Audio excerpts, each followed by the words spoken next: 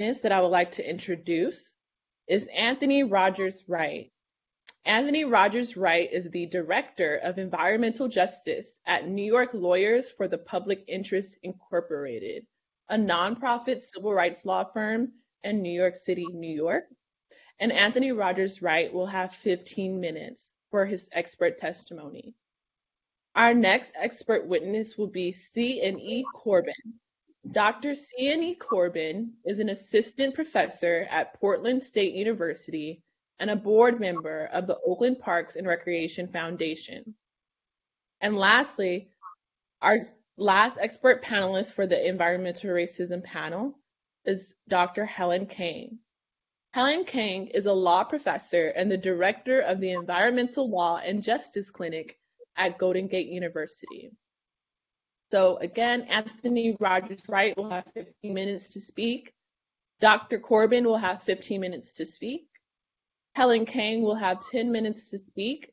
And then we will reserve the last 20 minutes for comments and questions from the task force. And again, please mute your mics if you haven't already so that our expert witnesses can have a non-impeded space for presentation. So now I would like to turn it over to Anthony Rogers Wright, and you may begin your expert testimony when you are ready. Thank you. Thank you so much, Ms. Moore, and good afternoon to everyone. Long before COVID-19, the stolen lands known today as the United States of America were inflicted by a more nefarious outbreak that still infects the nation to this day, a primordial pandemic of white supremacy, driven by the pathology of whiteness that is manifested as colonization, the genocide of people indigenous to these lands, and chattel slavery of people indigenous to the African continent.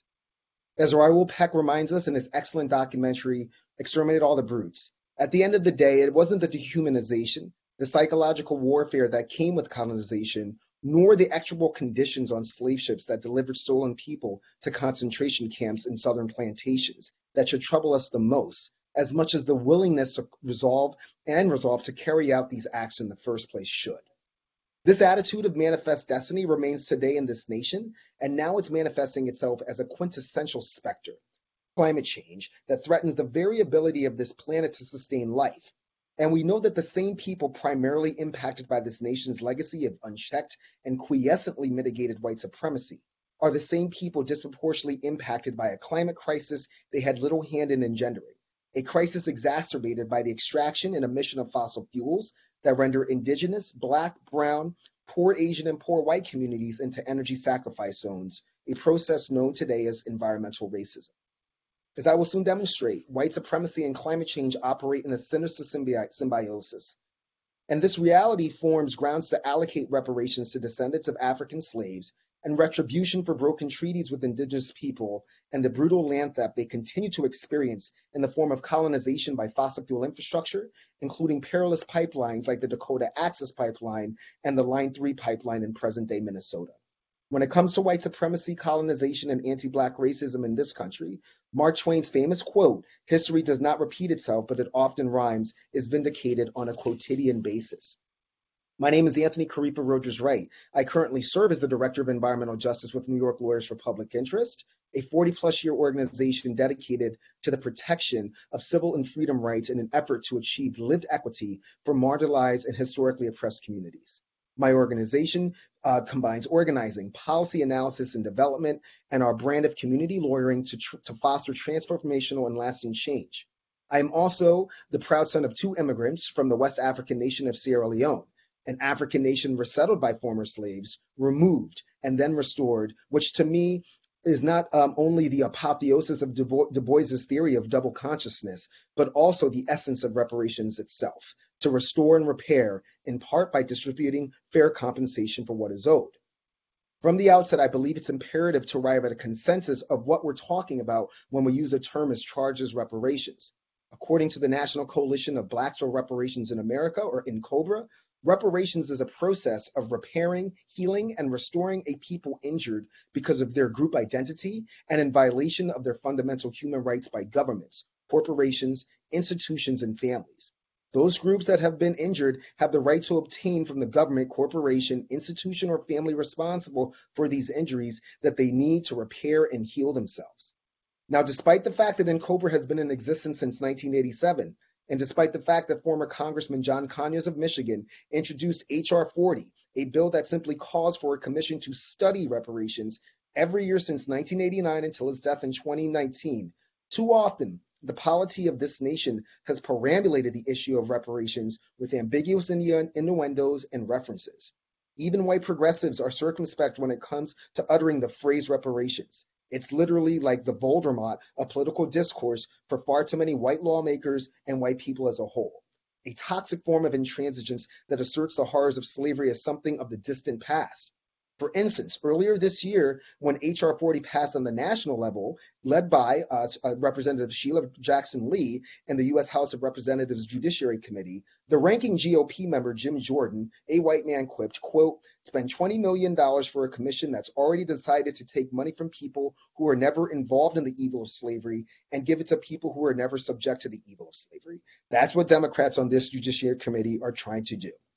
It's this variety of willful intransigence that I imagine informed the great scholar Bell Hooks, who once stated, quote, "Close to white folks, I am forced to witness firsthand their willful ignorance about the impact of race and racism, the harsh absolutism of their denial, their refusal to acknowledge accountability for racist conditions past and present." Powerful words from a powerful woman who has long understood and articulated the root cause of so many of our social calamities and physical cataclysms that plague this country.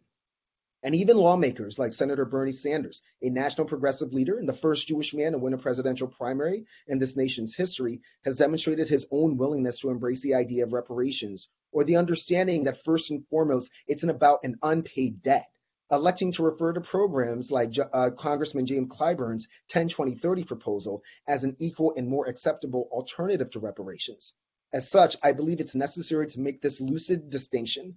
Reparations are the debt that must be paid for forced labor associated with chattel slavery, including forced fecundity of African women. Targeted investments in Black and Indigenous communities, on the other hand, are the price that comes with unchecked and unmitigated white supremacy that continues to cost these communities so much. So my question to this body and all legislative bodies is this: what is the point of reparations without the extrication of white supremacy? This nation has demonstrated that Black liberation and edification is too often anathema to white people's sanity. So much so that even when freed slaves proved that they could be self-sufficient, could prosper independently, could thrive, white supremacy could not handle it. This is how we got the antipathy that metamorphosized Reconstruction to redemption in Jim Crow.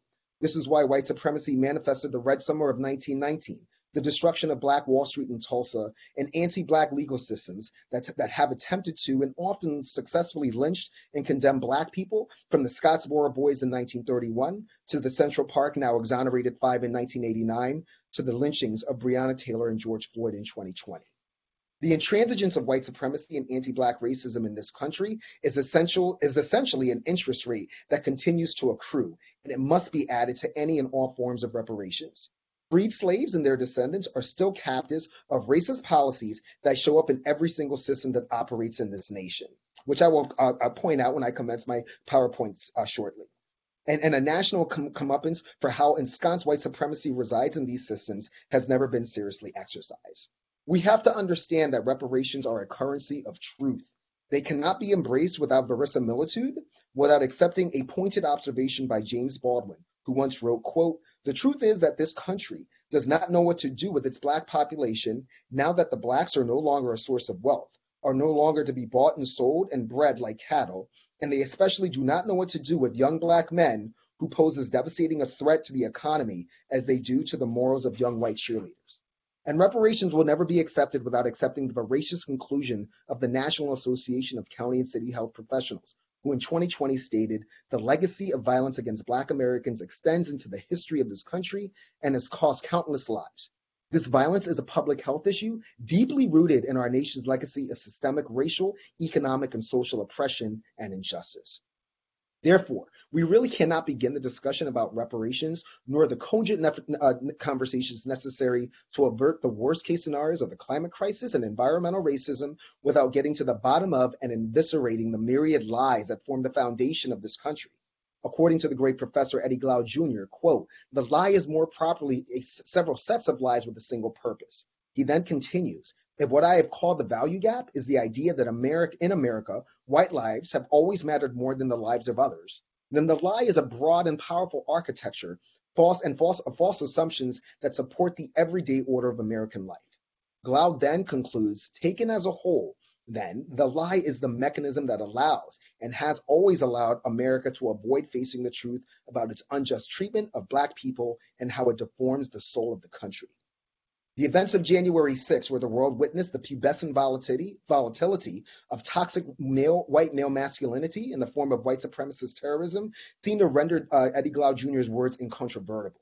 Because the big lie that led to January 6th is derived from one of the biggest lies ever told, the one that speaks of a nation of stolen lands built largely by the free labor of stolen African people, founded on ideals of mutual freedom, mutual justice, and mutual liberty, when in fact it was actually forged in a cauldron of white supremacy, colonization, and genocide.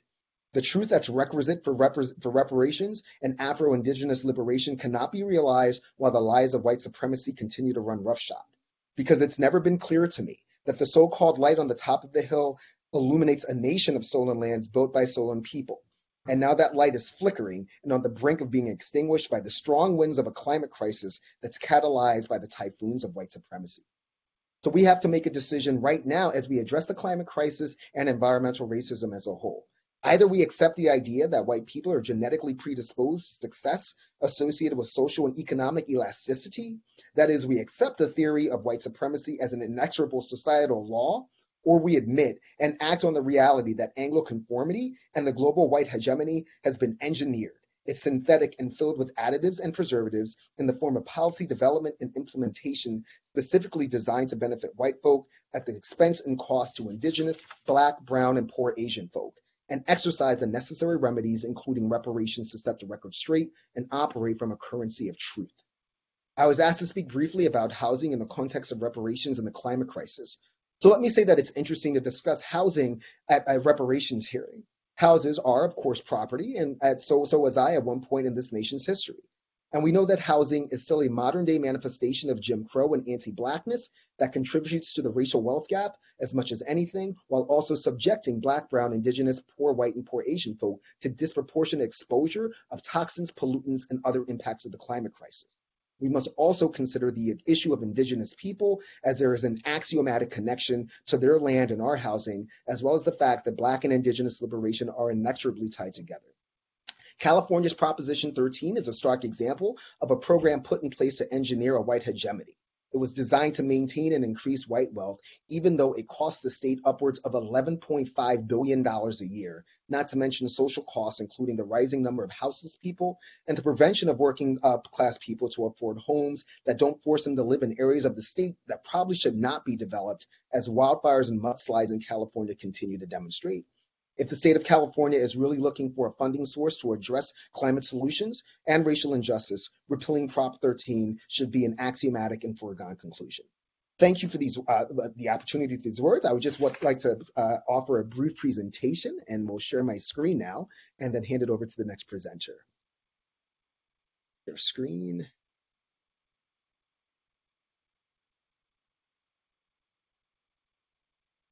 Then. Great.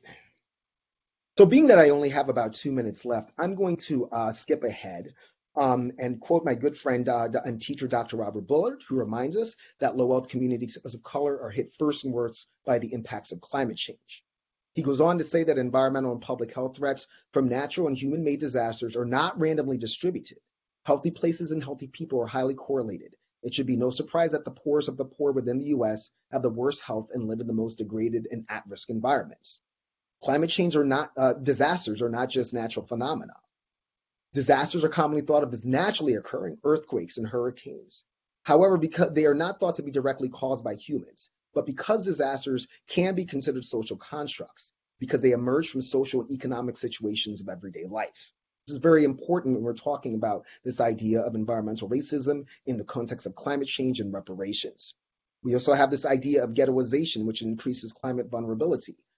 There's a myth today that ghettos in the metropolitan area around the country are what even our own Supreme Court calls de facto. Just the accident of the fact that people have not enough income to move into so-called middle-class neighborhoods, or because real estate agents, despite everything that we know about redlining, steered Black and white families to different neighborhoods, or because there was white flight. The truth actually is that the major reason we have ghettos and now gentrification to boot is because federal, state, and local governments purposely created racial boundaries in cities, exacerbated by policies like Prop 13. It was not the unintended effect of benign policies, it was explicit and purposeful, just like environmental racism. So when we talk about the climate change, we have a climate gap, and disproportionate and unequal impacts have on people of color and the poor. And climate change is an issue of great importance for human rights because public health, social fairness, and its profound consequences overall in the very real danger that poor neighborhoods and people of color will suffer the worst harms. And we're seeing that right now. I have a quick 42 seconds, so I definitely want to show this intersection, giving love and props to the great Dr. Kimberly Crenshaw, fellow Californian, that climate change is a system of oppression formed by the intersection of white supremacy, colonization, and patriarchy. You cannot have one without the other, and cannot understand climate change without that. We also have to understand that at the root of environmental racism, and I'm going to skip ahead, is that racism is found in so many of our sectors: legal, political, environmental, military, and economic. The only way that we can address the climate crisis efficaciously is with an intersectional lens in order to go after interlinked crises. I'm going to stop there. Thank you so much for this opportunity, and I'll look forward to your questions. Thank you so much, Mr. Rogers-Wright, for that incredibly informative expert testimony. And now we would like to turn it to Dr. Siani Corbin. You may begin your testimony when you are ready, and you have 15 minutes. Thank you for having me. The research I'm presenting today is sort of a love letter to Black Oaklanders who wrestled with internalized racism when institutionalized and structural racism was so pervasive it was in the air they breathed and the ground that they walked on. My work focuses on the relationship between race, class, housing, and access to green space in Oakland, California from 1937 to 2020. Because of this long historical view, I was able to identify reoccurring patterns in which low-income residents, communities of color, and particularly African American citizens were habitually excluded from and dispossessed of home ownership, quality housing, and healthy green environments, while also having their housing, neighborhoods, and lives compromised by environmental harms. I've connected these patterns into three distinct eras: 1937 to 1968, when Oakland was a legally segregated city; 1977 to 1999, when Oakland was a chocolate city; and 2005 to 2020, when Oakland adopted an environmental agenda and started to recognize itself as a top green city, and this era is still unfolding. In 1937, the Hulk security grades codified the bifurcation of Oakland into differently valued landscapes. The hills became the location of the most desirable neighborhoods, and the flats were the neighborhoods declining in value and the least desirable neighborhoods. The Hulk indicated which neighborhood environments and residents were worthy of investment and which were not. This distinction between the hills and the flats is still recognized today. Within the Hulk area description documents, the hill neighborhoods are touted as good, inspiring, and/or unsurpassed, with pretty tree-lined streets and good climate. One of these neighborhoods was considered one of the best residential areas in East Bay, with others described as a beautiful sylvan setting among pine and eucalyptus trees, or as a wooded dell with hillside and forest background. These neighborhoods are situated next to the 500-acre Joaquin Miller Park, acquired by the city of Oakland in 1917, and Redwood Regional, an 1,800-acre forest. In 1934, the Regional Park District was created, aided by a federal appropriation of $500,000. When adjusted for inflation, this translates to approximately $10 million in environmental investments today. The Hill housing tracts had high racial restrictions. They enacted race-based restrictive covenants with protective provisions against occupancy by African Americans and Asians. These neighborhoods all benefited from Federal Housing Administration investments, providing low-cost, long-term loans, which was documented to be cheaper than fair ordinary rent. These neighborhoods represent a scarce and coveted commodity, and property ownership made possible through government loans and in neighborhood investments, which created access to the surrounding green amenities. The suburbanization process also granted these residents a backyard, privatized green space for personal enjoyment afforded by home ownership. The backyard made these residents less dependent on municipal public parks for their access to green space. This is in direct contrast to the neighborhoods in the Oakland Flats. These neighborhoods are described as within walking distance to local industry for laborers, which was actually recorded as under favorable influences. These neighborhoods reveal the intersection of economic advantages through employment and environmental disadvantages amongst housing options for African American and Asian residents. As early as 1937, these neighborhoods are described as having odors from factories, odors from bay flats, smoke and grime from railroad shops and local industry, as well as consisting of cheap older homes zoned for multiple dwellings with no restrictions in regards to residential racial stipulations, with an infiltration of African American and Asians. It is also noted that city taxes were too high in proportion to income and value of these homes. None of the neighborhoods in the Oakland Flats document any green amenities. By 1942, Oakland had approximately 48 public parks and playgrounds. DeFemery Park and Recreation Center in West Oakland became the sole recreation space for Black USO officers to congregate. In addition, African Americans were often denied access to the great outdoors when national parks and regional park systems were legally segregated prior to 1964 Civil Rights Act. The HOC upheld and solidified racially segregated housing practices and created distinct landscapes in differently valued neighborhoods. The Federal Housing Administration, along with other federal, state, and local governments, helped to fund the process, and together they created the necessary conditions needed to disinvest and devalue the neighborhoods in the flats of Oakland, clearing the way through demolition using eminent domain for urban renewal projects of the 1940s and 50s, the creation of the federal highway system, and the Bay Area rapid transit system a decade later. The legacy of the HOC risk grades evaluation system is associated with current neighborhood racial residential patterns, poverty, income inequality, tree canopy, higher ambient temperatures, locations of hazardous waste facilities and Superfund sites, and the lack of green space, parks, and biodiversity. The HOC system captured, contained, and contaminated these communities for generations. In the next era, 1977 to 1999, Oakland's population transitioned from a white majority to an African American plurality due to white flight to neighboring suburban municipalities. During this time, neighborhoods in the flats of Oakland saw a second wave of new parks, most associated with freeway construction. The remaining undeveloped lands from the freeway construction were acquired and used as sites for park creation. While the number of city parks increased dramatically during this period, the total park acreage increased only slightly. Both new and historical parks within these neighborhoods were now situated under or near freeways, exposing these communities to a new set of environmental harms from traffic-related air pollution. According to the Health Effects Institute panel and corroborated with the Mayo Clinic, place the highest pollution levels between 300 and 500 meters from a road, and it advises to avoid these kinds of areas when exercising. In the historically African American district of West Oakland and prior to 1989, all the parks were located within 500 meters of a freeway, with most of the parks being acquired during and after freeway construction and dedicated as municipal parks and our recreation centers.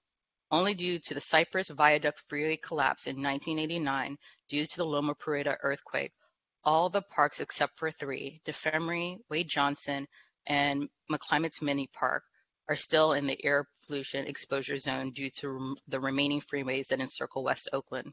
This pattern is echoed in the Chinatown downtown district. All 5 parks are within the exposure zone of 1 or more freeways. East Oakland in particular is a park-poor area and lacking in overall green spaces. Most of these parks are located within I-880's hazardous air exposure zone. These new municipal parks did not mitigate the green space deficit between the hills and the flats. The predominantly white residents of the Oakland Hills still live in a suburban aesthetic of tree-lined streets, thick with green spaces and nestled amongst the Joaquin Miller Park described as the urban wildlands, and Redwood Regional Park said to be peaceful groves. In 1992, while Oakland was a chocolate city, it began to enact its environmental agenda. And in 1996 and 1998, the city of Oakland adopted 2 environmental initiatives modeled from the 1992 Earth Summit Agenda 21 and 1997 Kyoto Protocol, which brought cities to the forefront and recognized urban areas as essential to creating a healthy environment and committed the state properties to reduce greenhouse gas emissions. What emerged was the concept of the green city, improved an urban area designed to advance sustainable goals, address climate change, improve quality of life, and minimize negative environmental impacts. A crucial part of creating a green city is the production of green spaces, parks, gardens, and urban agriculture. Green spaces absorb CO2 and air pollutants, reduce flooding from stormwater runoff, mitigates urban heat island effect, and can serve as areas for recreation, food production, wildlife habitat formation, and social cultural production and placemaking. The promise of the Green City is particularly vital for low-income neighborhoods and communities of color who tend to be the most environmentally compromised and are less likely to live next to or have access to healthy green spaces. There are 2 parts to creating the Green City. Part 1 is financial and includes the business practice of investing energy products and services in low-income minority and disabled communities. Part 2 is environmental and involves the creation of large areas of land with a mix of uses that are in some combination of public-private ownership but are managed for public purposes such as recreation, ecological preservation, and maintenance of scenic vistas. Between 1992 and taking effect in 2005, the City of Oakland began to erode the amount of affordable housing and low-income housing stock while simultaneously creating the foundation in which Oakland revisioned itself as a green city. The Hope 6 program contributed to the removal of more than 4,000 low-income housing units in Oakland between 1992 and 2018 by placing public housing into the rental market using a voucher aid program. This coincided with the Great Recession and the subprime mortgage crisis in which California was amongst one of the states hardest hit. African American and Latinx communities in California were disproportionately affected by the crisis because they also had been targeted by subprime predatory lending institutions at twice the rates of whites. During this time, a proliferation of master plans in which green space creation was coupled with luxury housing development. These master plans and specific plans rendered green gentrification and erased African American residents and misrepresented the actual demographic of the neighborhoods they were depicting. Developers and landlords also benefited from millions of dollars in EPA or Environmental Protection Agency brownfield mitigation project grants used to remove high levels of lead contamination in the soil in the flats of Oakland, in predominantly African American neighborhoods, and removing this population through eviction, raising the cost of living, and spurring on gentrification. What is taking place now is not only green gentrification through displacement, but green gentrification through exclusion, in which government funds and tax incentives made these environmentally remediated housing plus park developments possible while economically excluding the populations that need it the most. This is not just in Oakland. This has happened in San Francisco's Hunters Point, in Chicago and their rollout of green roofs, in Birmingham, Alabama with Railroad Park and the New York High Line, and that's just to name a few. In all 3 eras, from 1937 to 2020, African Americans particularly have been habitually excluded from and dispossessed of property ownership, quality housing, and green space amenities while having their housing, neighborhoods, and lives compromised by environmental harms and repeatedly sacrificed, benefiting the municipality and its white residents. And I will conclude it there. Thank you, Dr. Corbin, for that informative expert testimony. Now I would like to turn it to Helen Kang. Helen Kang, you have 10 minutes, and you may proceed with your expert testimony when you are ready. Thank you, Ms. Kang. Good afternoon, and thank you, Chair Moore and the members of the task force. I direct the Environmental Law and Justice Clinic, a pro bono legal service provider within Golden Gate University School of Law, which was founded on the explicit recognition that race matters when it comes to pollution and green amenities. As the task force has recognized in including environmental racism as a topic of study, it is an important aspect of reparation because environmental degradation that harms Black Americans is but an aspect of systemic racism that has pervaded their lives from womb to grave. My testimony today will focus on Bayview Hunters Point in San Francisco, which I will refer to either as Bayview or Hunters Point, to illustrate the systemic nature of environmental injustice.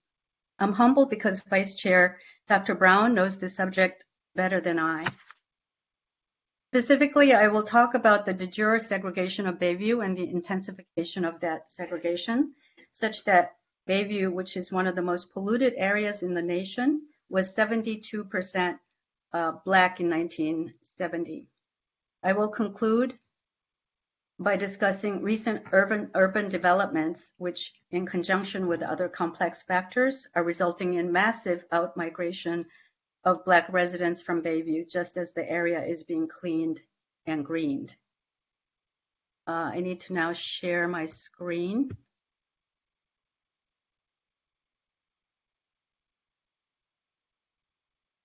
And I don't know whether you can see this. Not yet. Not yet, okay. I've started it before. Entire screen, okay.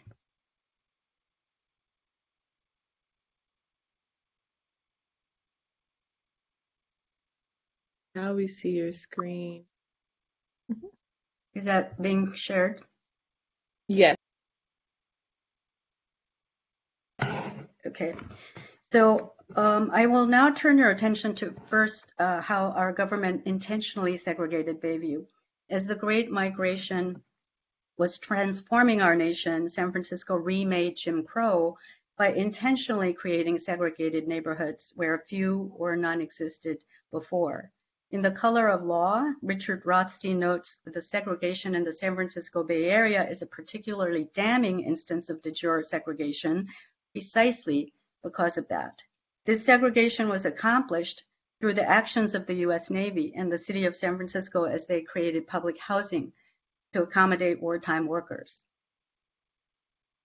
This demographic pattern hardened as the Homeowners Loan Corporation redlined Hunters Point, and as the Federal Housing Administration and U.S. Department of Veteran Affairs denied African Americans home ownership in most suburbs. Over a 30-year period, the federal government issued $120 billion in home loans, 98% of which went to white Americans. This segregation and concentration of Black residents in Bayview magnified when the Western Addition in the Fillmore area, which also had been redlined, because of the presence of Black residents, underwent a devastating transformation. At the time, a thriving cultural center for the city's Black residents and businesses, the Western Addition and Fillmore, along with other urban areas in the rest of the nation considered, quote, slums, were demolished for development funding under the federal 1949 Housing Act, for then the largest redevelopment project on the West Coast. In the process, over 4,700 households and tens of thousands of people were expelled from their homes through eminent domain with little advance notice. Of the 900 businesses that were shuttered, 600 were reportedly Black-owned. The displaced were given largely meaningless vouchers to return, largely meaningless because housing largely failed to materialize at the end of the decades-long and, by the way, failed redevelopment process.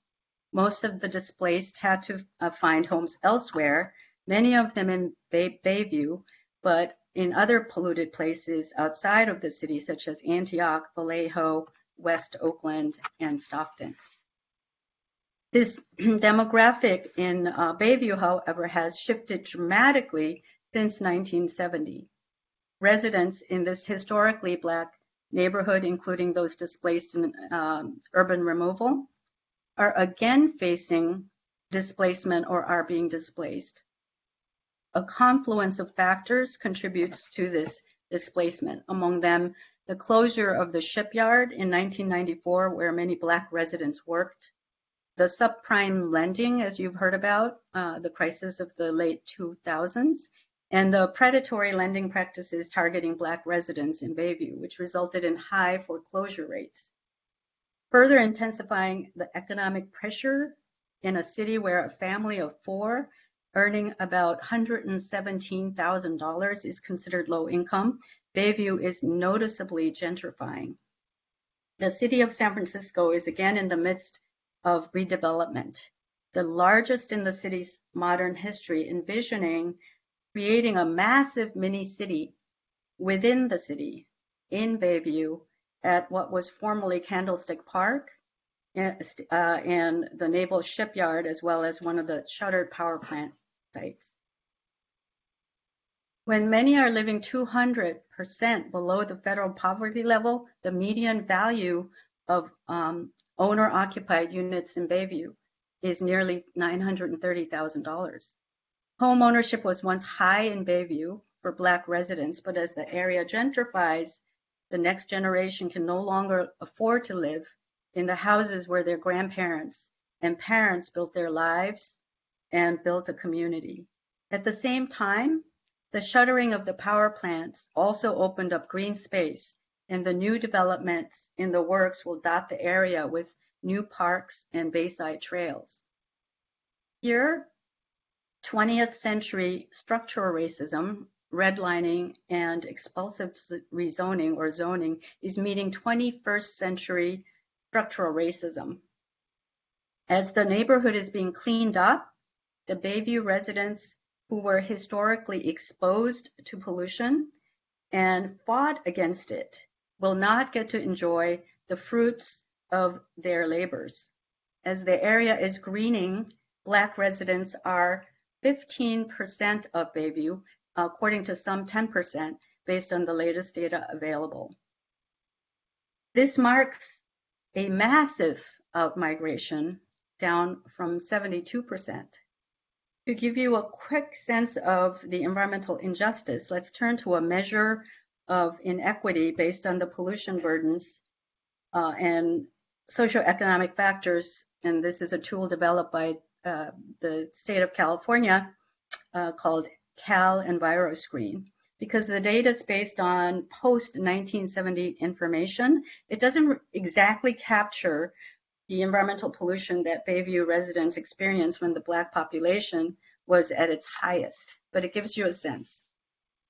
As you see, Bayview ranks among the most impacted in the state.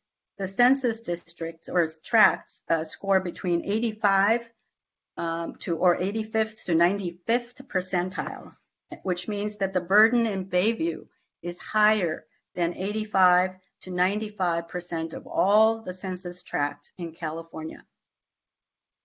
Here's the detail from Cal EnviroScreen for one of the census tracts in Bayview.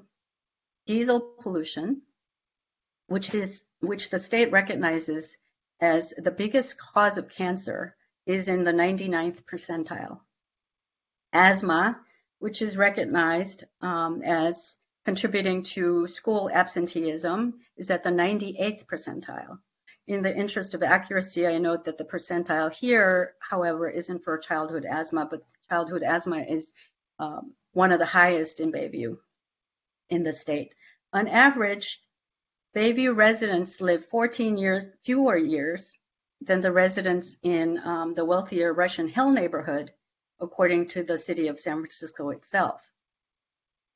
These indices don't surprise the residents at all. They know about the 2 power plants that had operated in the city for decades, the only 2, in fact, in the city.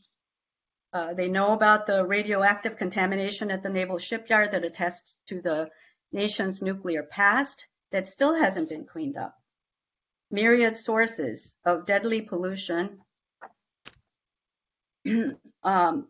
of deadly particulate matter and diesel that deeply lodge in their lungs. They know about the sewage outflows or overflows and lack of amenities such as access to healthy foods and quality parks and recreation space. in addition to inequities in housing and policing.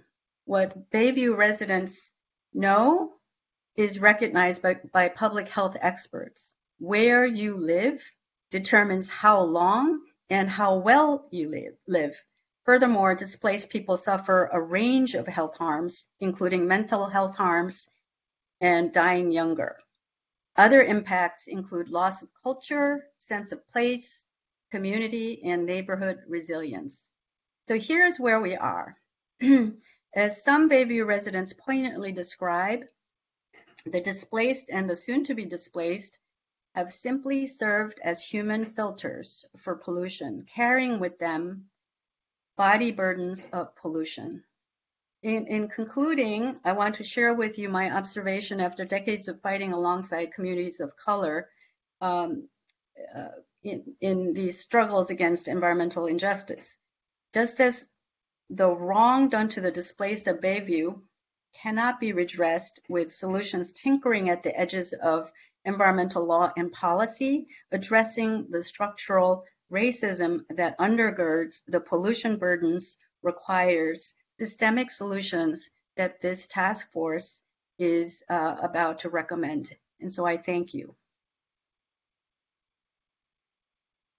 Thank you, Professor King, for your thought-provoking expert testimony.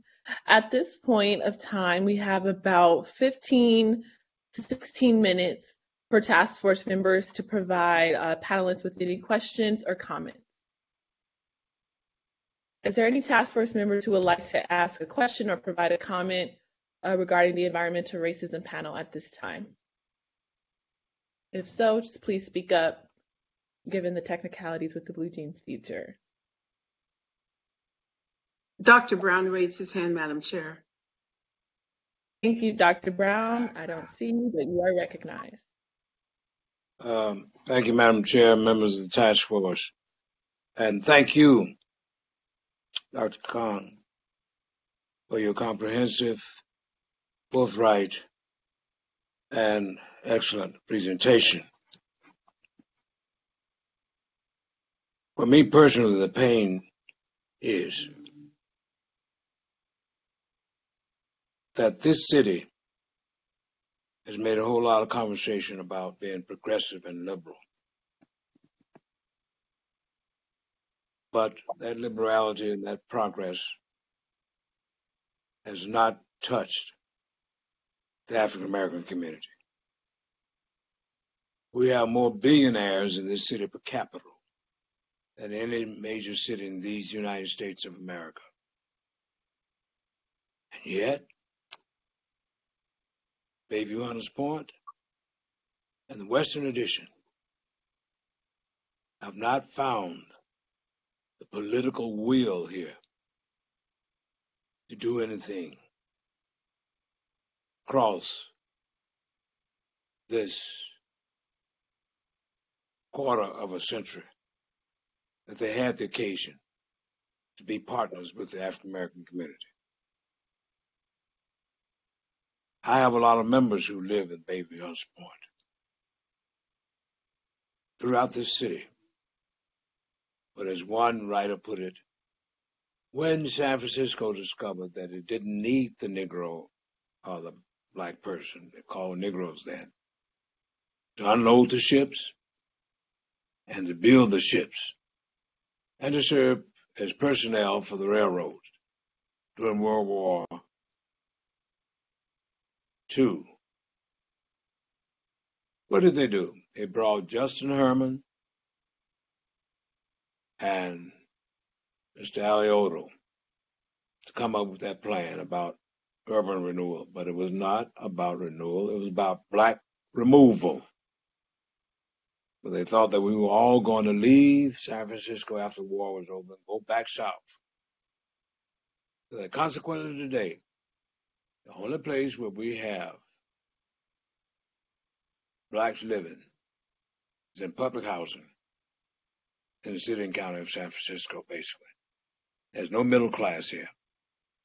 We were pushed out. We were pushed out.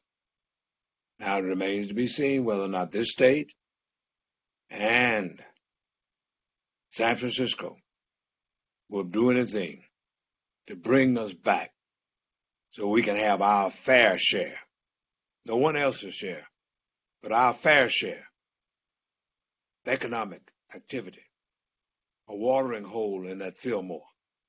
And you have right now in this community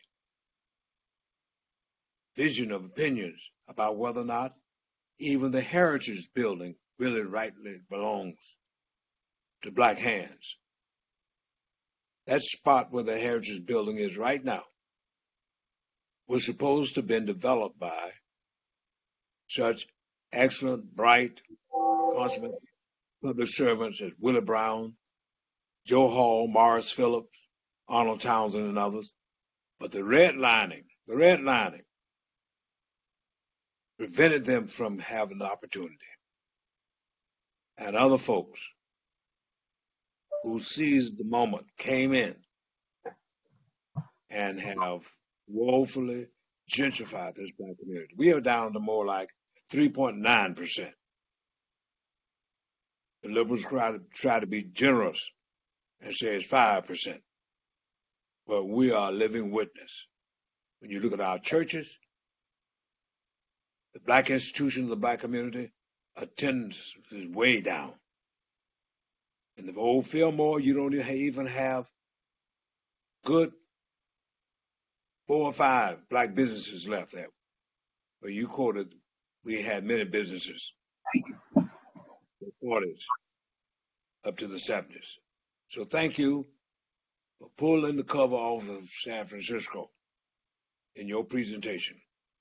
And not only have they socially and politically pushed us out, but environmentally, they've kept us sick. They kept us in pain.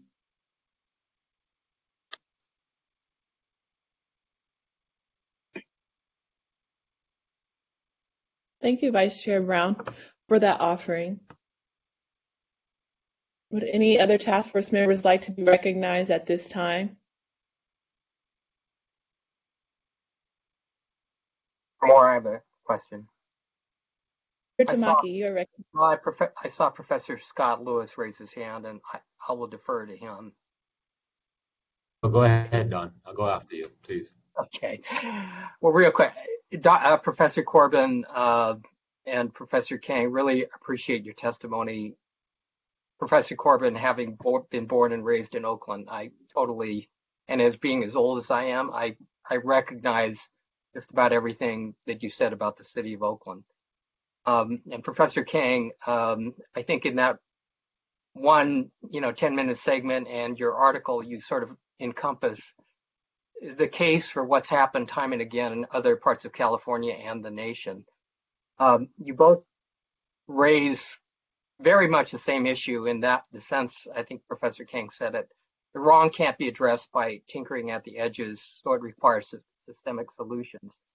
So with respect to the subject matter that you just testified about, I think the task force members are looking for recommendations from their experts with respect to the subject matter that they talk about. In this case, it would be the cascading consequences of segregation, which in turn led to the community living in the most polluted areas of the country, and then being gentrified out, with the pollution being cleaned up, and then the residents who had put up with that and suffered through it gone.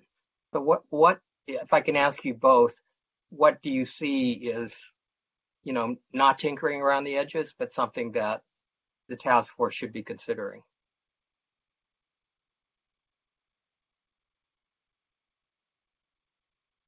I was going to defer to other professor, but so I think housing is at the heart of the matter, and obviously the cleanup that's progressing incredibly slowly in all the rest of the nation as well as in San Francisco, and recognizing climate change and just transition as a big driver that will protect communities of color as we move away from fossil fuel.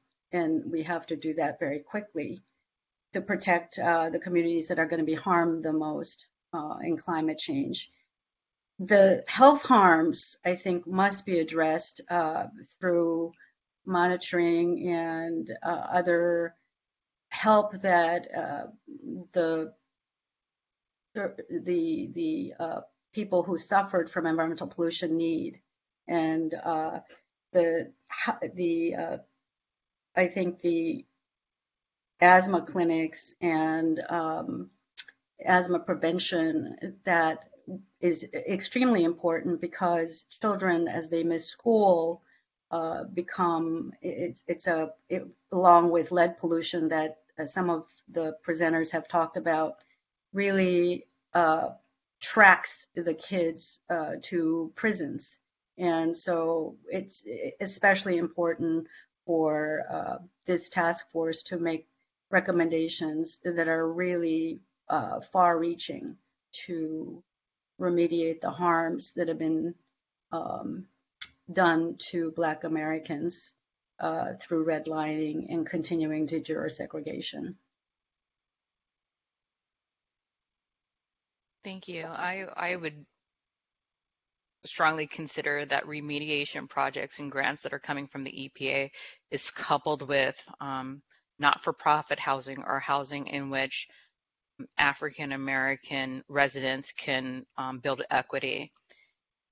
And so I think there needs to be a type of double movement in which green space creation and housing needs to come together through a very different economic strategy than is currently being laid out, with the understanding, as Dr. Khan said, that we have to also get ready for climate severities that these communities are going to also face. So we're no longer able to uncouple housing and green space creation and mitigation process. They have to come together holistically for the solution that I believe Oaklanders and other communities need.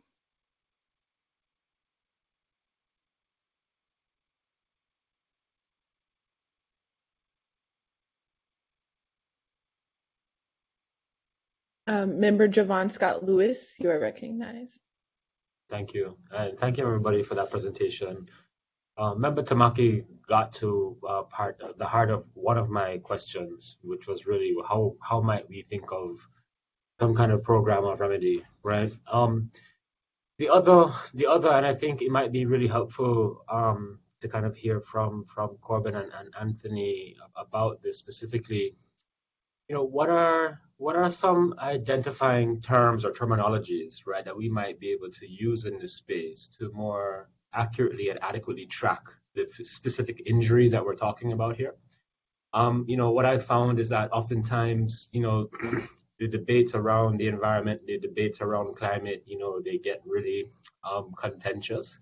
They can be in many ways, you know, distracting. And oftentimes we lose track of the fact that we take for granted the kind of environmental costs to what we might think of as economic development.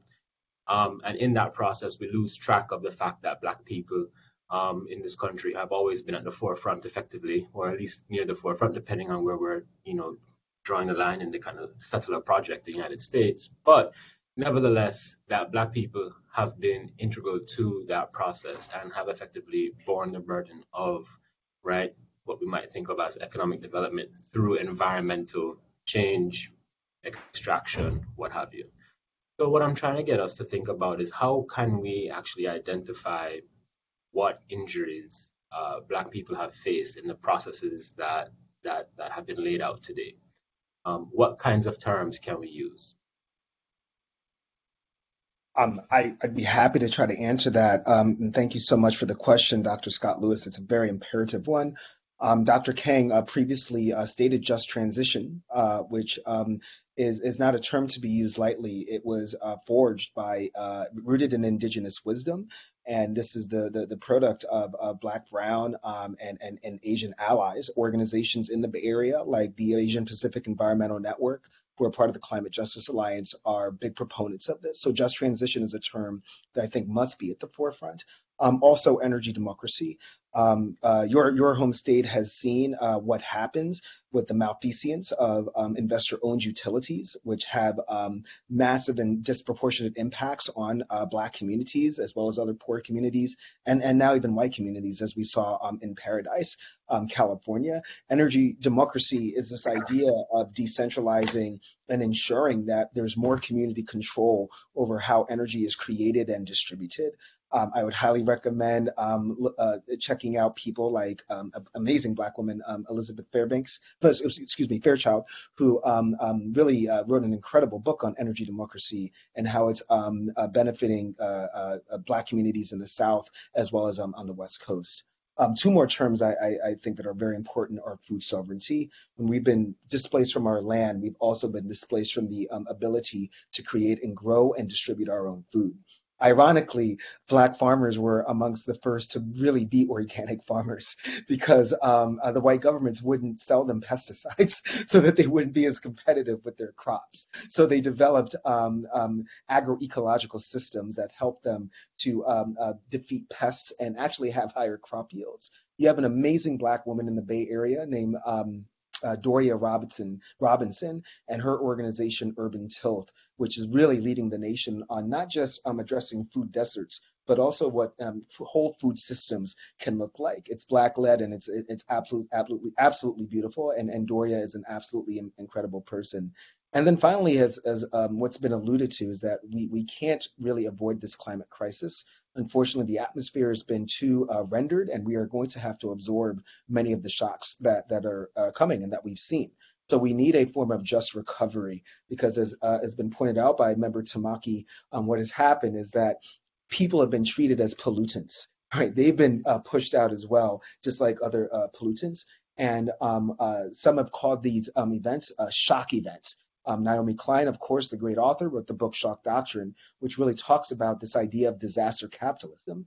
And if we don't have a just recovery system, people are displaced permanently, and that actually acts as this event horizon for massive and instant gentrification, preventing people from getting their homes back.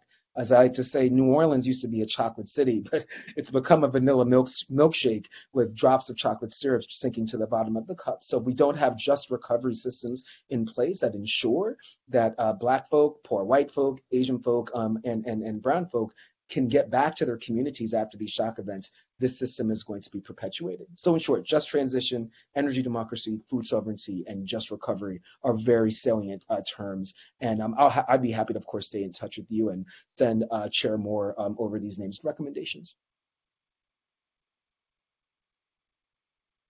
I guess my addition to that, because that was thoroughly laid out, is climate change hubs and looking at the shorter effects, whether that's heat waves or freezing temperatures, in which communities don't have to be funneled into a large event arena, that they can actually go to possibly their local recreation center or cooling, or that have HVAC systems so they can have clean air.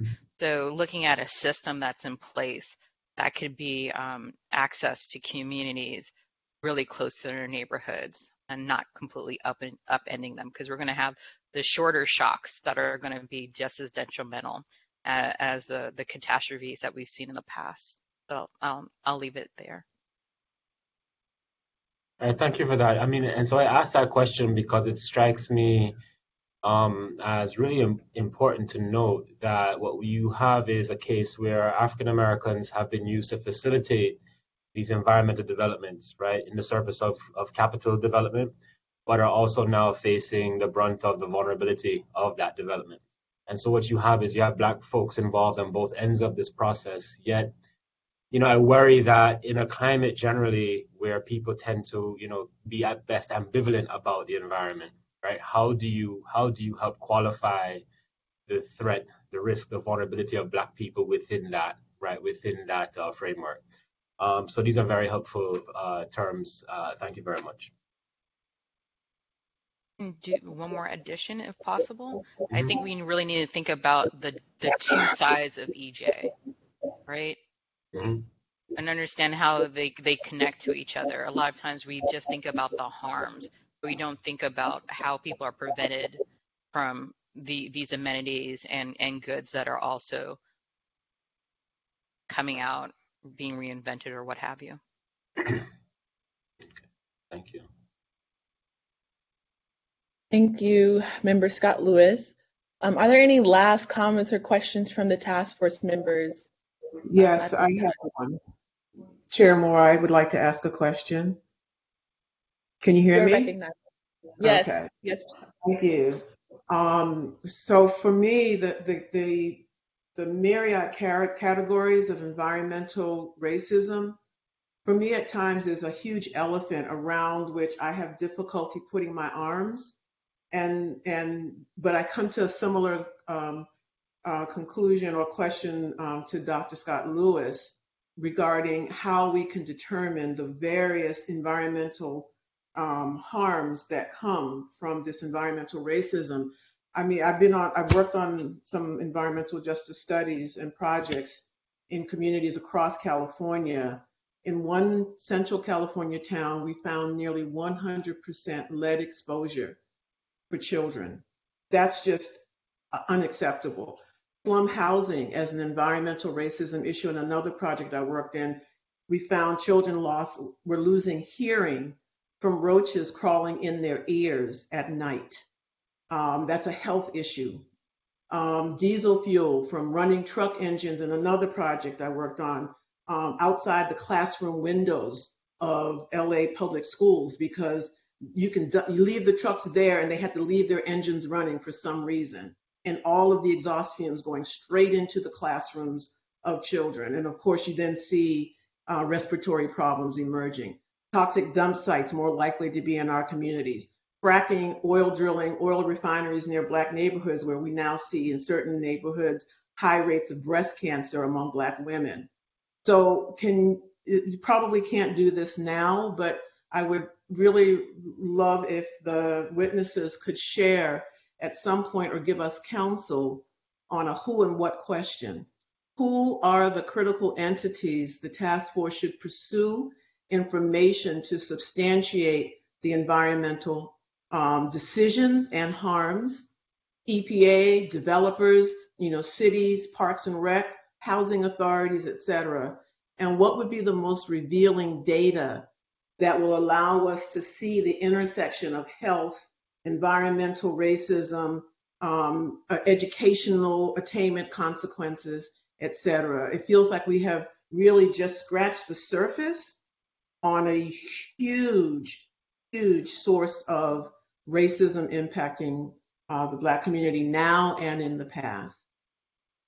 Thank you.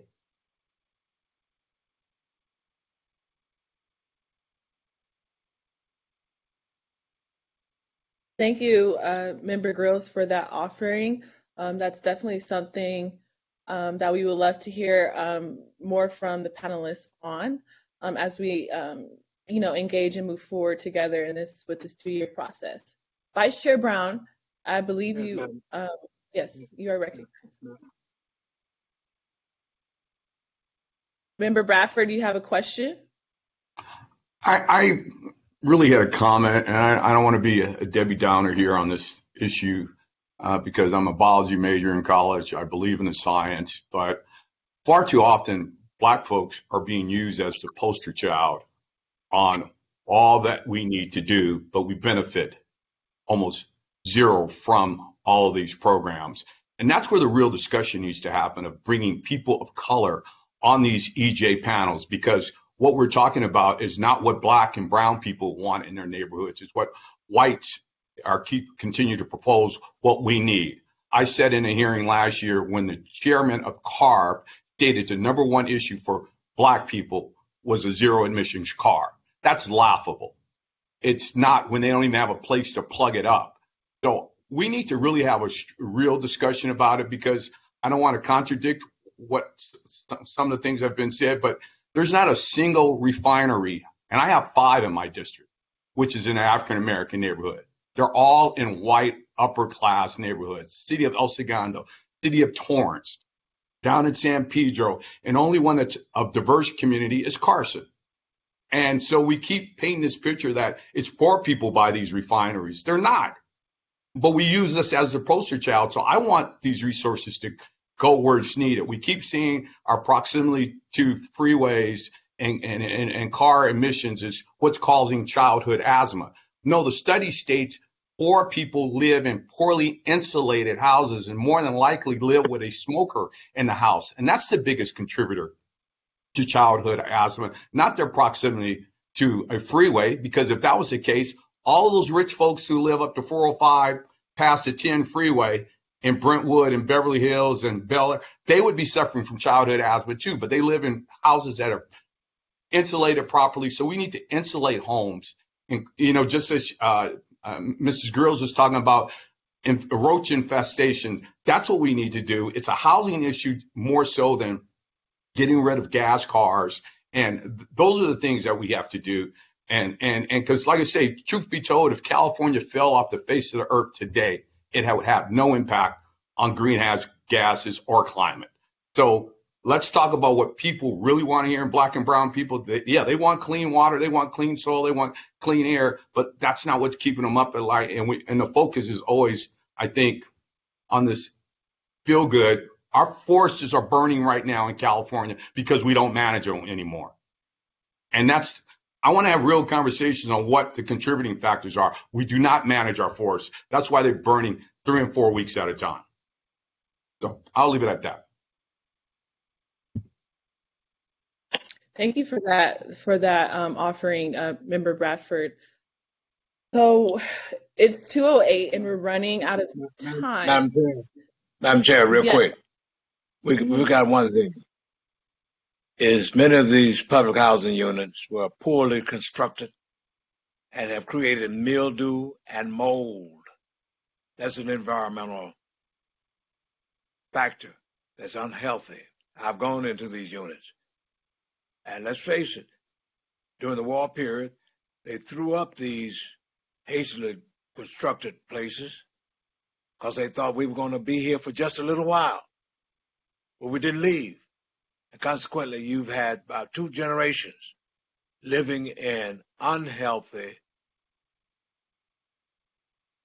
public housing settings.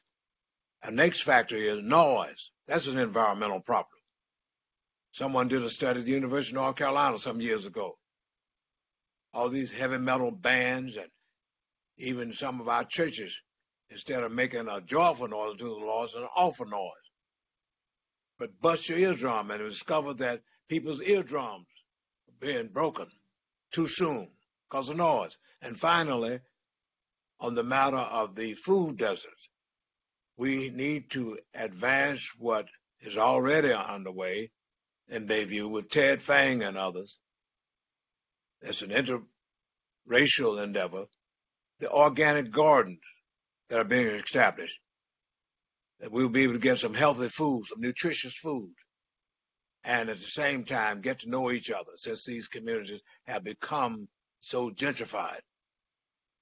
So those are some solutions as a part of reparations. We get more land. For example, you got the old log cabin youth center down there near La Honda. That would be an ideal spot where gardening could be done and produce can be generated to these food deserts. Chairman Moore, Chairperson Moore, this is Lisa. You're recognized. Yeah. Go ahead. Thank you. I just had a comment to Senator Bradford's comment, and I would also love for the scholars to weigh in if they have a moment.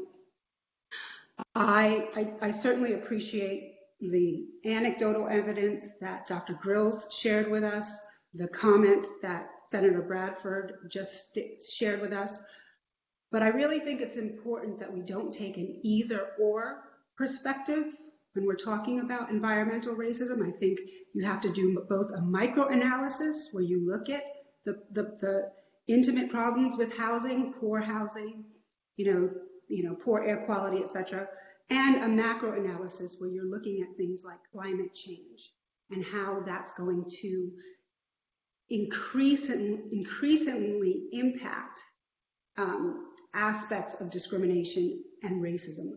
I just think it's very important to look at both pathways, to do both a macro analysis and a micro analysis. And we can't continue having a short-term approach. We really have to take a long-term approach with long-term solutions to one of the greatest existential problems that we are dealing with.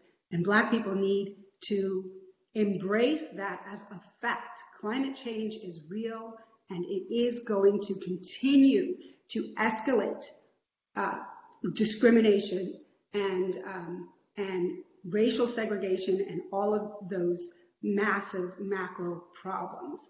So I don't want to cut off one pathway. I think we need to look at both issues in terms of solutions.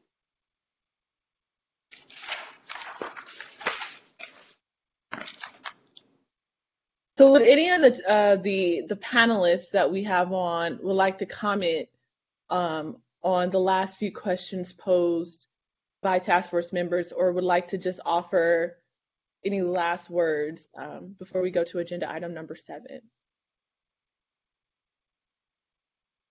If I may, the task force will hear from public health experts, I believe. And I believe Doctors Manuel Pastor and Dr. Rachel Morello-Frosch have done extensive studies on the connection between race and health harms. And I believe that they would be able to answer these questions and comments better than I can. But I am familiar with their work. Okay, thank you. Mr. Rogers-Wright or Dr. Corbin? I would just say that there is definitely there have been so many studies from Dr. Robert Bullard's Dumping in Dixie, excuse me, to many others that really have linked environmental health ailments, including asthma, cancer, and other cardiovascular diseases, yes, to substandard housing. However, proximity also to some of these polluted facilities. I can't speak to what it's like in California. Yet I do know that there's also air patterns that could have a reason for why maybe someone in Sherman Oaks doesn't experience poor air quality the same way as someone in Boyle Heights. However, we also have to understand that the reduction in emissions, of course, is as Member Holder just said, it's a macro and a micro approach. One of the biggest contributors to emissions in California, of course, is transportation. It's been documented as a smog problem for years, which is why you have a CARB, which is why you've been given exemptions from the EPA to be even more aggressive on your emission standards.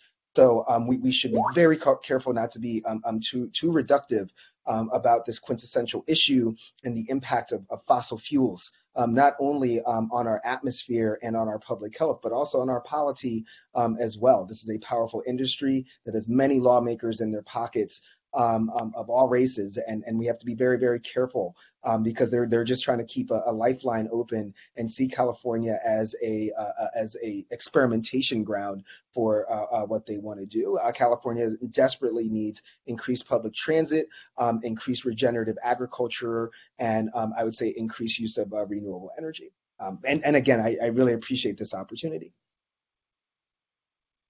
Yeah, if I can jump in, I agree with everything that has been said. And I think one thing that we cannot do is take one case study, for instance, of a freeway and think that it operates the same way in all neighborhoods, right? Because depending on which car, what traffic is allowed to be there, whether it's Mack trucks or just regular everyday cars who has electric vehicles, all sorts of things. So making sure that we are not transposing one situation onto another part of California and thinking it's going to even out.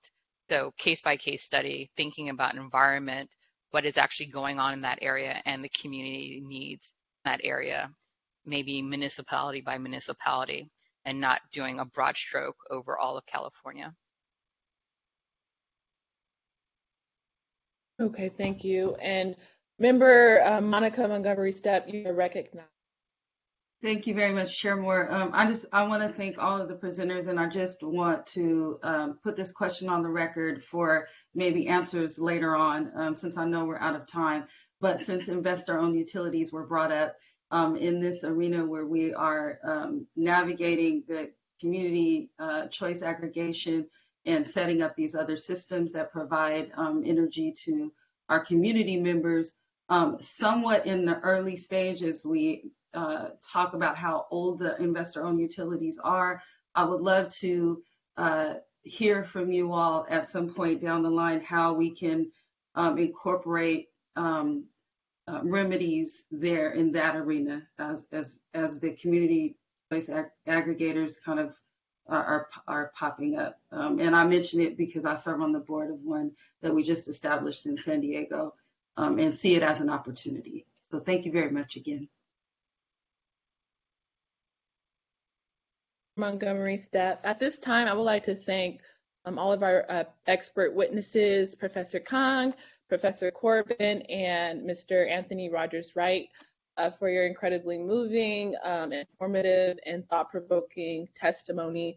Throughout your each one's testimony, issues surrounding environmental racism, infrastructure, and gentrification seemed like reoccurring themes, and so I would like to take a moment to say that our next hearing, December 8th and 9th, we will be talking about infrastructure, issues of gentrification, public health, and homelessness. So it's very timely. And so thank you for your testimony again. Thank you. Thank you. Thanks. So now it is, take care.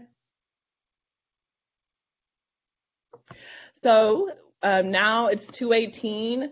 We're a bit running low on time, but we still are good on time because the next item on our agenda is agenda item number 7, potential action item, community of eligibility. So this conversation is scheduled to run between now and 3:30 p.m. and then we'll have a break at 3:30. And then after the break, we'll get a presentation from Michael Newman from the California DOJ about the task force subpoena power, and then he will also provide some updates from the Department of Justice.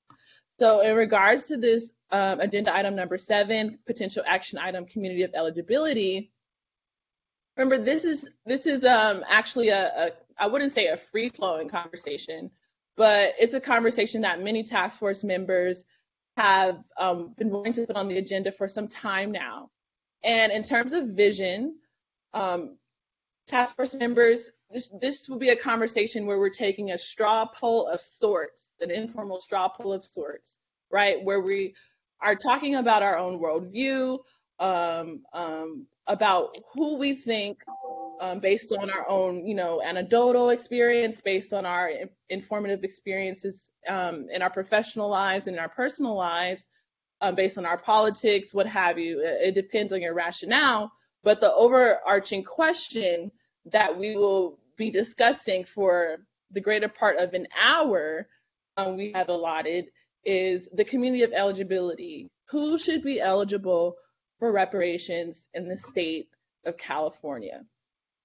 Again, this is a conversation that many task force members have been wanting to speak to for a while now. Also, members of the public have also, already offered their rationale and reasoning behind the community of eligibility. So in the spirit of transparency, we are having an open dialogue at this time where, task force members will have the opportunity to share their thoughts on the community of eligibility for reparations. So again, this will be a dialogue that will be a straw poll of sorts. And so if anyone would like to, begin, that would be great. Vice Chair Brown, how about we start with you? Would you like to begin the conversation? I would only go to the scene of the crime on this continent, in this nation, and lay down the facts who really can point to the exact instances in which, through governmental policy and practices, there was wrong done? Areas of health, education,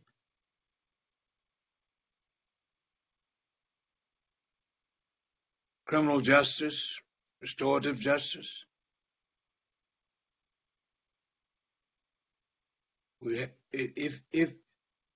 If one has done wrong, your offender, now this is where I'm showing my theological and biblical bias. The obligation of the wronged is to go to the person who wronged him or her. That's all we need to do. Nail it down. We're a representative group. We know our communities. And we need to be truth tellers about where the pain was and still is. And make sure that we advance practical, responsible, substantive measures that will represent concrete steps that will bespeak fruits of repentance. You have many people who don't even want to admit, even in this state, that we've been wronged. But after you admit, after you confess, after you apologize, you got to show some change of behavior. And the only way change of behavior is evident is when this state, these cities, put their money where their mouth was speaking. And I think those of us in this nation, African Americans, should be the recipients.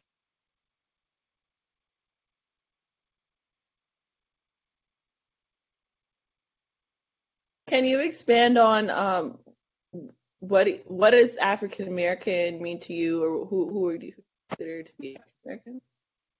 I'm talking about those who can trace their ancestry to that evil, awful period of enslavement.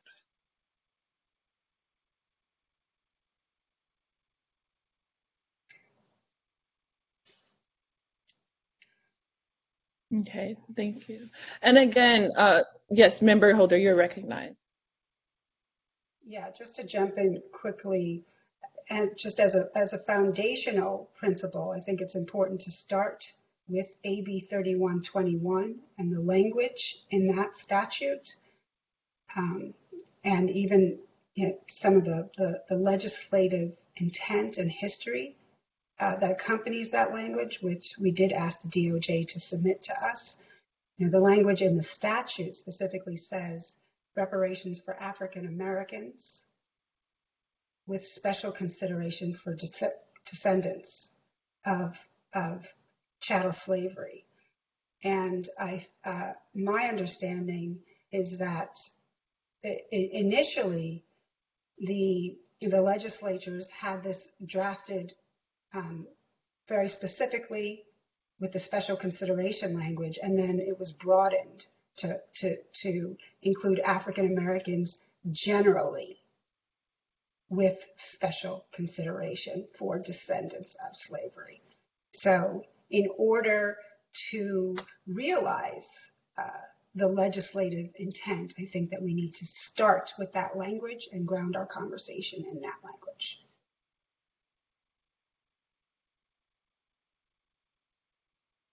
Thank you, Member Holder, for that. And just to piggyback off of that thought, so, this conversation about eligibility will be an ongoing conversation that we'll have, for the next 2 years. And we do anticipate bringing people on to talk specifically about this issue of eligibility. And so this conversation has to be, as Member Holder said, grounded in the language of AB 3121. That is absolutely necessary. But also this conversation serves a twofold purpose because, you know, like I said before, this is a conversation where we're taking a straw poll in a sense, where we're getting a feel of, you know, where each task force member is coming from regarding this issue to track it and see if anything changes as the task force business develops. So I also wanted to just clarify why I keep saying this is like a straw poll type of conversation. But to get back to the point that Member Holder just raised, right, she's absolutely correct. And if, you know, you see the legislative history that we were all sent, right, we see how in the beginning, AB 3121, the language was specifically for, you know, reparations for descendants of persons enslaved in the United States. So that would be considered, you know, Black Americans who can trace their lineage to people who were enslaved on United States soil. Then, over time, if you see the legislative history documents, the title changed, as Lisa Holder correctly states, for, you know, so the task force was changed to say, you know, this is the task force to develop and study reparations proposals for African Americans more broadly and generally, with special consideration for persons who are descended of slaves in the United States. So, you know, again, like Lisa Holder says, there's a worldview that states that, you know, if we go by the new language or the language as it exists today, there's different interpretations, right? So there's an interpretation that, you know, that would mean reparations for all African Americans with special consideration for Black Americans who descend from chattel slavery, or, which I think this is something that we could get greater clarity on, maybe from Secretary Weber at a later conversation. But there's been some conversation that language or the new language, right, reparations for African Americans relates to descendants of free Black people with special consideration for descendants of persons enslaved in the United States. So just to, I guess I could say, summarize what I'm saying, you know, with the language as it exists today, there are two interpretations. So one of the interpretations is that reparations would go to all Black people with special consideration for Black Americans who descend from chattel slavery in the United States, or that language was meant to address descendants of free Blacks, which is an interesting interpretation, with the special consideration going to the descendants of folks who were enslaved and were not free prior to 1865. Just putting that out there. Does anyone have any thoughts on that?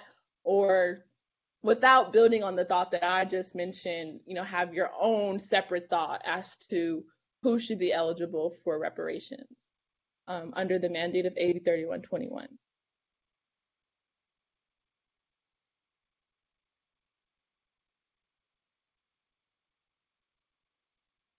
Everybody mighty quiet.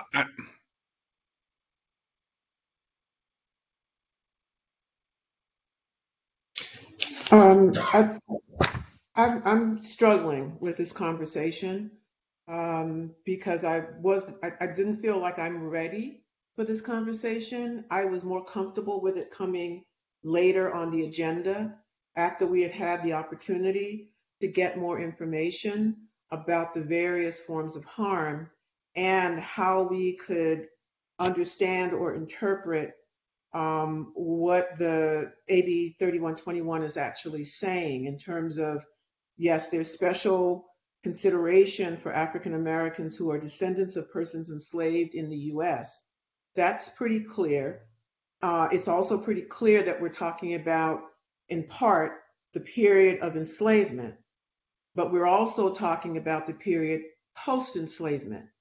And so how do I reconcile someone who has lost land post-enslavement, but their family members weren't enslaved. They came after that because the various machinations of racial oppression didn't go away. They just mutated and morphed.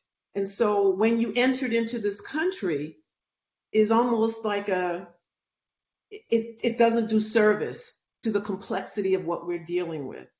I also scratch my head, and so I was hoping to have the time and benefit of more information from our expert witnesses, but I scratch my head when I think about how we operationalize this notion about, if you can trace your family ancestry to enslaved Africans, what does that mean, for example, for our scores of Black children in the child welfare system who probably can't trace anything back more than a generation?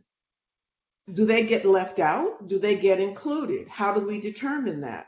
And many Black, there are a lot of Black families that can trace many generations back, but there's also a whole lot that cannot. And so what do we do with them? So there's just, to me, this is it's an extremely, for some people, it's a simple conversation. My brain doesn't see it that way. My brain sees this as fairly complicated and with more questions for me than a clear demarcating line of this is who is eligible and this is how we determine it, and this is who is not eligible, and this is how we come to that conclusion. So I'm silent, or I was silent, because I felt like I was not ready to have this conversation. And I know that some people say that, we've got enough information. We just need to, make some decisions and move forward. And I don't agree with that. I don't feel like I know enough, even though this has been my life's work trying to understand this. So that's my position. If I can jump in with something directly responsive, Dr. Grills. I totally appreciate your concerns about the timing. I think as Chair Moore said, this is an iterative process. I don't think this is the one time we're going to be discussing eligibility, but I think it is a central issue. And I think based on public comments over the last few sessions, it's an issue that the public wants us to start talking about. And it's a foundational issue that we should really start grappling with, and we should continue grappling with as we get more information. And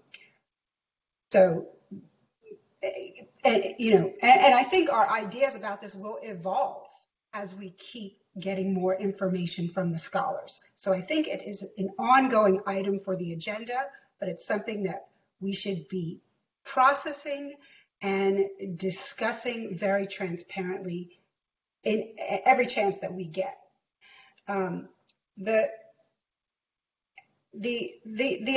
other thing that I want to say, just generally about my perspective on this, it's true, Dr. Grills, the more you know, the less you know. And the more you know about the harm to Black people, you just feel like, okay, where do I go from here? But there's also, and just an intrinsic understanding based on my lived experience, based on the fact that I had 4 Black brothers who caught hell, growing up in Brooklyn, constantly being criminalized, even though they are pillars of the community now. Just as a Black person who is phenotypically Black with Black skin, regardless of whether you have a Nigerian accent, the cops don't wait and listen to hear if you have a Nigerian accent before they shoot you. They see your Black skin and they are triggered by our Black skin. Okay, so fundamentally, I feel like as a Black person in America, you catch hell, regardless of when your parents came over here, whether they were here on the first slave ship or whether they were sent to Haiti and then they came here, they got dragged here after the Haitian Revolution when, white owners brought some of their Haitian slaves to Louisiana. So, so the point is, I think just generally, the community involves people who are phenotypically Black. If you have Black skin, you're catching hell and you deserve some kind of reparations. And we can start from there. I think it is untenable to have a community that can literally trace their ancestry, because 98% of us cannot do that, because that has not been made available to us for hundreds of years. All forces, the government, private forces, have conspired to make sure that we could not trace our family history. So we can't have a premise where you have to be able to trace your history directly to an enslaved person in order to receive reparations, right? That is untenable.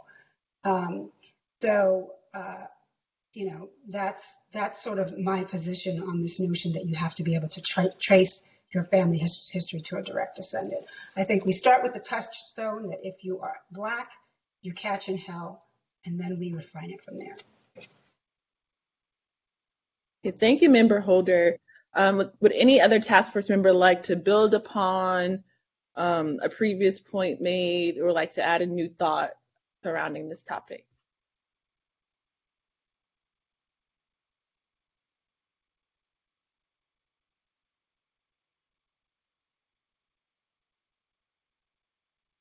President Jones Sawyer has his hand up, Madam Chair.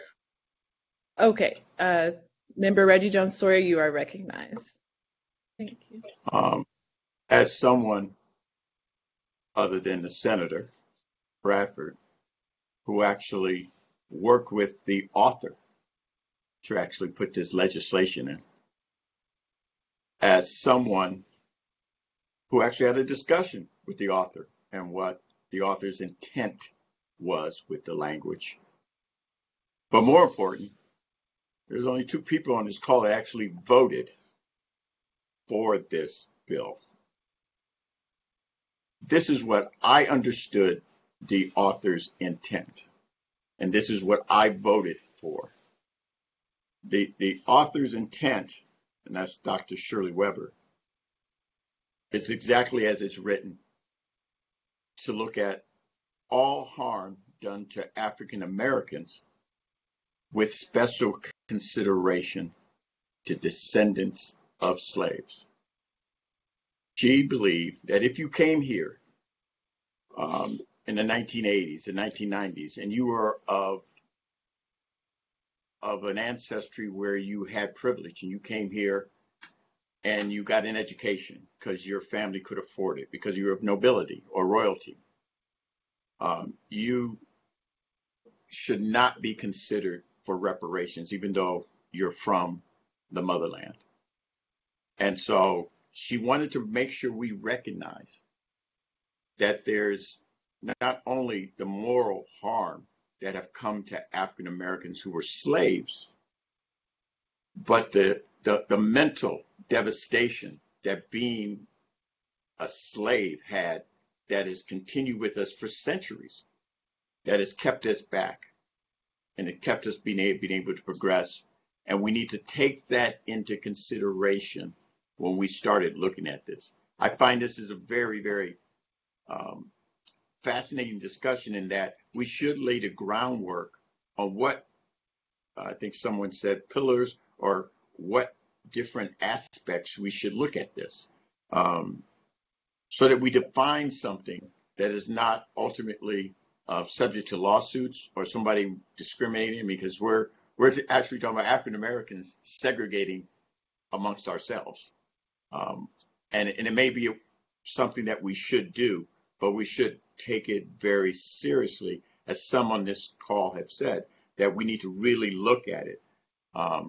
And even if you came here to this country, if you're Haitian, or if you came here from this country back in the early 1900s, where you were a free African American and got here, you still experienced Jim Crow.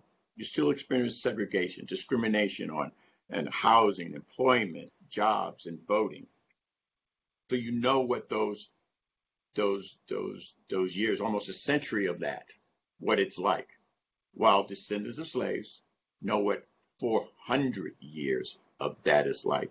And there is a difference. And we should look at each of those separately, just like, I don't want to use the word exclude, but we should make sure that we do not, I don't even want to use the word reward, but we need to take special consideration that people who have not been adversely affected by any of the things I named, Jim Crow, segregation, all of that, have not been adversely impacted in any way, shape, or form, probably should be in a separate category and maybe excluded from this. And I believe that's what the intent was, to make sure those, and I think everyone has said, and I think we're in unison, those that were harmed, and then we can figure out the extent of that harm. We make sure that we figure out what that, and we use the word eligibility, that may be, but we may even segment it into how much reparations you get by how much harm it's been to you. So we should have that discussion, and we should bring in experts to kind of help us, develop eligibility so that we have the most informed decision. Because this may be something that will be a cornerstone, ultimately, of what we do. And so I agree with many on here that not only do we study it, but we make this maybe one of our priorities to study, in addition to making sure that people outside of us understand the harm that slavery has done to our people over the centuries, so that when we go to the legislature, we can not only ensure that everyone's on board with it, but we also make sure that when we make the statement about how it's distributed, it is a cogent argument that everyone is comfortable with, especially with the committee members. If we can't get comfort with it, then it becomes a problem. Thank you, Member Jones Sawyer, for that offering. It was very informative. Would anyone like to, pose a question to Member Jones Sawyer, or react to some of the things that he said, or would like to offer an independent thought? Senator has his hand up again. Oh, Senator Bradford, you are recognized. Sorry, I didn't see you. Thank you. I would just kind of echo what Mr. Jones Sawyer stated. As an individual who also had discussion with Dr. Weber as this legislation made its way through both houses, our clear intent was those direct descendants of slavery, and then a subgroup of the lingering effects from slavery for African Americans who, even though they might have been a free person, suffered, as Mr. Jones Sawyer says, the effects of Jim Crow, segregation, all those horrible acts in many ways that are still happening today in America. But if we can prioritize or categorize that, I think that's where the priority starts. Those who can clearly trace their lineage to someone who was enslaved into chattel slavery here in this country.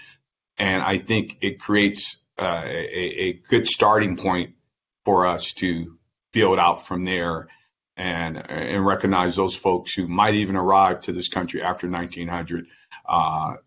They too felt the impacts, like I say, of Jim Crow, segregation, Reconstruction, and determine the level of harm that they experienced.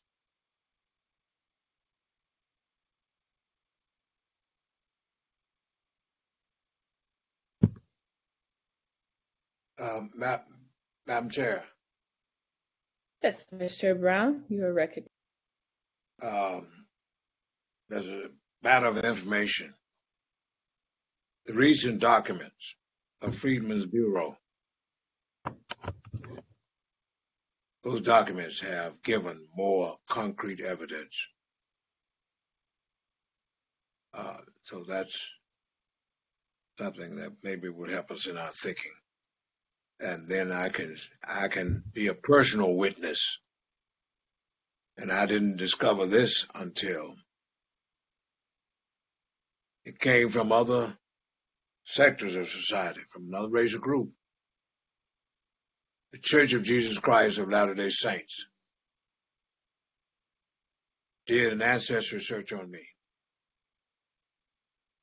and documented, going back 5 generations, have all the evidence and the documents, the papers. My great-great-grandfather, Patrick Brown, was enslaved in Franklin County, Mississippi in 1827. And even where in 1880, as an adult, he purchased 150 acres of land and paid $700 for it, and every receipt was in place. And on my mother's side, Rafe Robinson voted, he and his brother William Robinson voted in every election from 1870 to 1890 until, the Ku Klux Klan got on the ride to suppress the black vote. In Mississippi, where there were more lynchings per capita there than any state in this United States. To be exact, according to a document from 1882, about 1938, there were 581 lynchings. So I patiently share this. If we seek, we can find enough evidence with this kind of data being available through Freedmen's Bureau.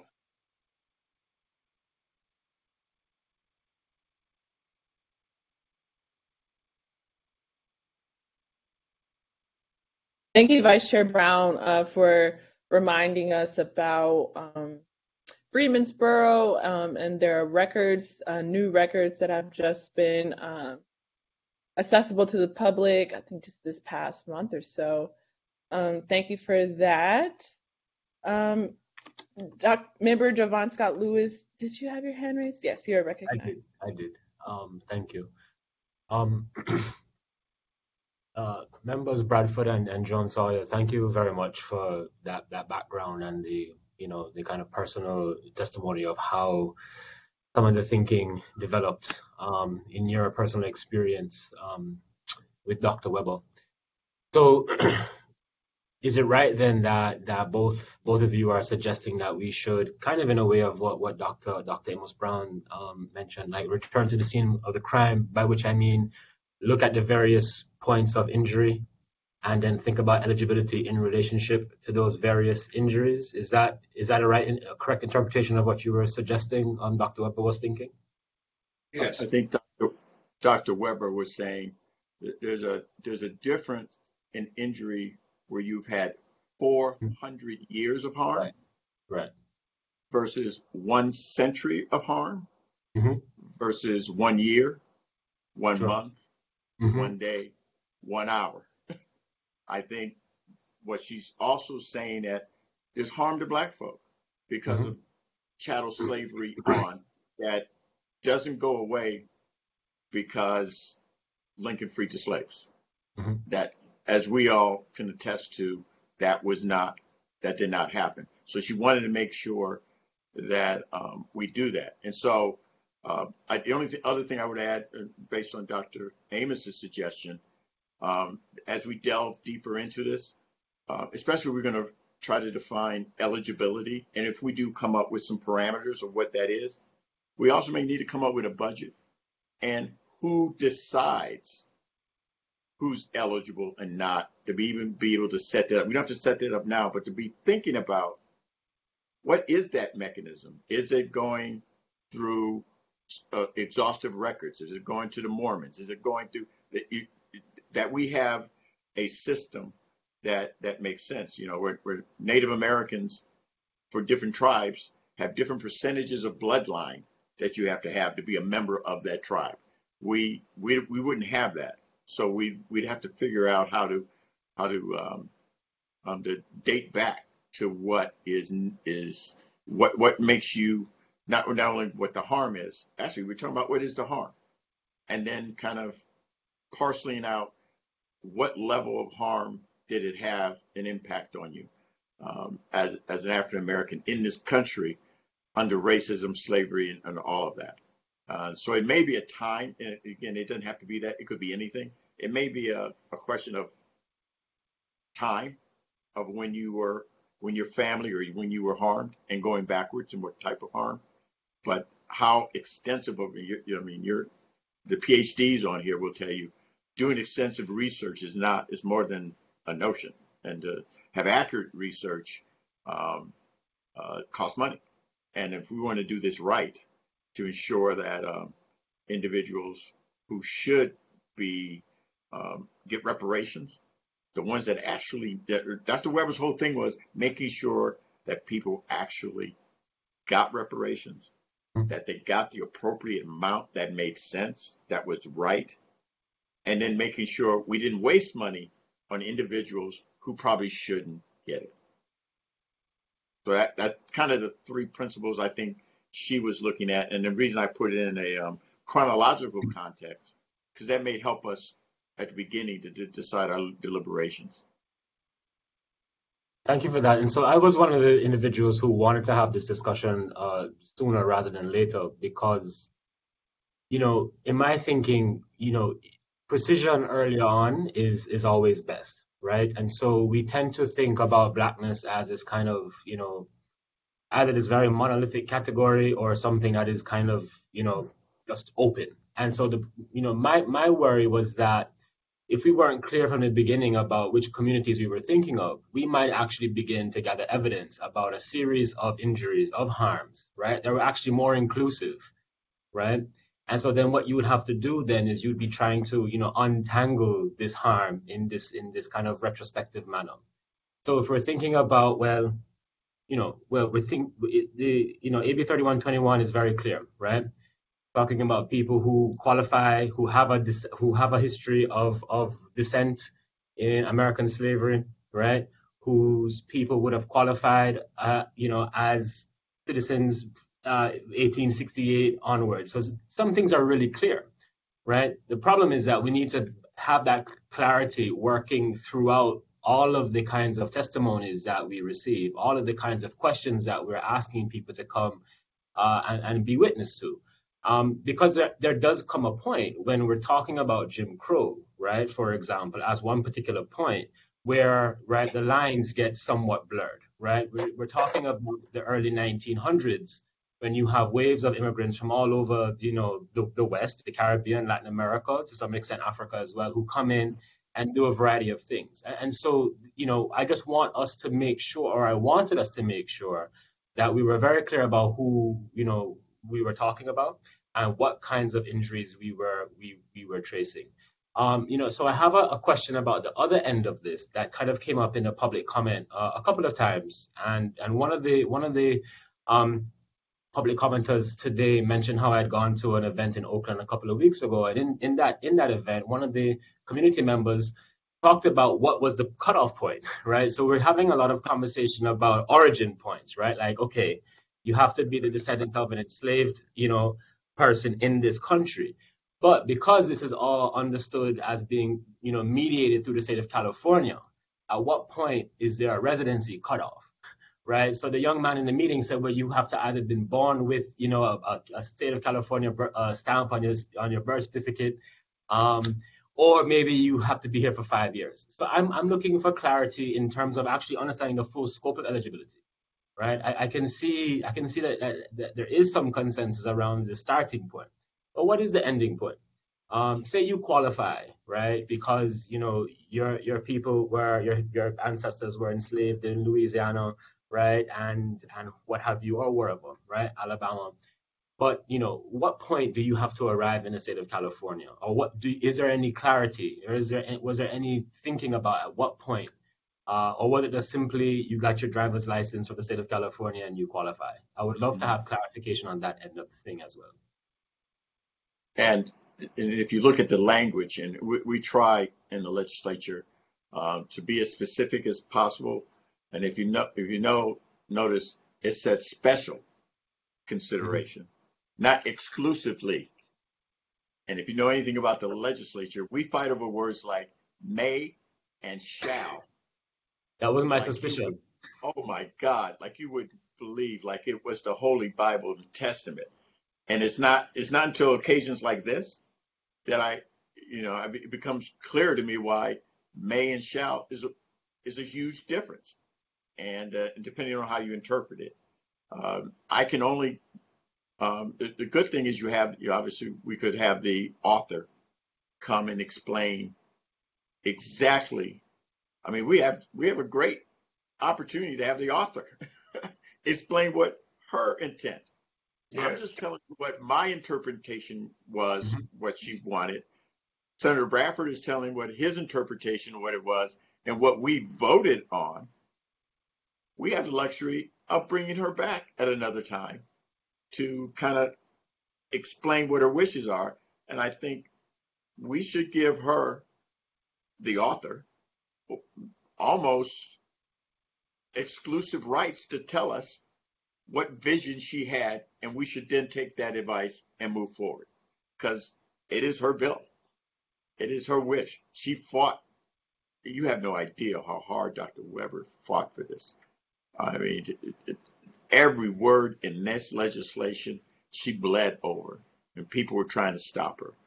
So if anybody in the state, on this planet, that can guide us on how we should do this, is Dr. Shirley Weber, Secretary of State now. Thank you. Okay, thank you, Member Scott Lewis and Member Reggie Jones Sawyer. I also wanted to add some more information or value to the discussion. As a student of the reparations space, I try to do my due diligence to see what the conversations are from all angles and aspects of the reparations space. So, for example, Professor William A. Darity Jr. and A. Kirsten Mullen, they both wrote a book called From Here to Equality, Reparations for Black Americans in the 21st Century. In their book, they have eligibility requirements for reparations on the federal level, right? They're champions of reparations primarily on the federal level. And in their book, they highlight who they think should be eligible for reparations on the federal level. And I'm just bringing this up just for information gathering, not to say that I agree or disagree. But one of the requirements is that in order to be eligible for reparations on the federal level, you have to trace an ancestor back to chattel slavery in these United States, and then classify or self-identify as Black, Negro, or African American on the U.S. Census for 10 to 12 years prior to a reparations program going into effect. So that's William A. Darity and A. Kirsten Mullen's worldview as to who should be eligible for reparations on the federal level. But then we also heard from Cam Howard, right, in his conversation, who talked about a harms-based model, and that kind of gets to what we were talking about before. In his conceptualization of a harm-based model, he, if I remember correctly, divided it into 3 categories: slavery, post-Reconstruction, and then post-mass incarceration. And his argument, that would be the most comprehensive way to decide who should receive reparations or not. Again, I'm not, voting for either or. I'm just kind of doing my due diligence as chairperson, and just as a person who studies the space, kind of the ideas that are floating around.